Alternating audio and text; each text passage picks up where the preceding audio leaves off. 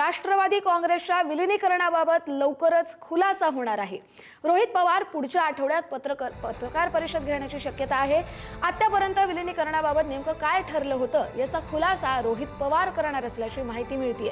अतिशय महत्त्वाची बातमी, गेल्या अनेक दिवसांपासून राष्ट्रवादी विलीनीकरणाबाबत चर्चा सुरू आहे, मात्र ही चर्चा झालीच नाही असं सांगितलं जाते। पण विलीनीकरणाबाबत नेमकी काय चर्चा झाली होती या संदर्भातला मोठा खुलासा येत्या आठवड्यात किंवा पुढच्या आठवड्यात होण्याची शक्यता आहे, कारण रोहित पवार पत्रकार परिषद घेऊ शकतात। त्या पूर्ण प्रक्रियेमध्ये गेल्या 3 ते 3.5 महिन्यामध्ये मी स्वतः होतो। अनेक वेळा दादांना मी भेटलो होतो। दादांबरोबर काय संभाषण झालं, कसं झालं हे आज या ठिकाणी मी सांगणार नाही। 13 दिवस होऊ द्या, या बाबतीत मी स्पष्टपणे त्या ठिकाणी सांगेल। संदीप राजगोळकर आपले प्रतिनिधी आपल्याला या संदर्भातील अधिकचे अपडेट देतील।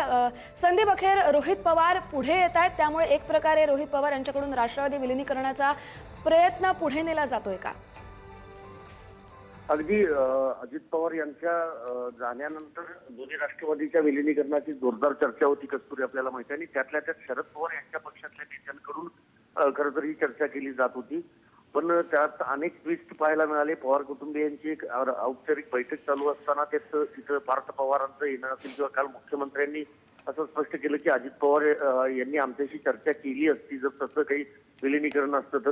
मात्र या सगळ्यामध्ये आता एक गोष्ट समोर आलेली आहे किंवा सूत्रांकडून जी माहिती मिळते त्यानुसार रोहित पवार हे कदाचित पुढच्या आठवड्यात पत्रकार परिषद घेऊ शकतात आणि त्यातून ते खुलासा करणार आहेत की दोन्ही राष्ट्रवादीच्या विलीनीकरणाचं नेमकं काय काय ठरलं होतं, टप्पे कसे ठरले होते आणि राजकीय गणित कशी ठरली होती याबद्दलचा। बरं संदीप, धन्यवाद तुम्ही दिलेल्या या सविस्तर अपडेटसाठी।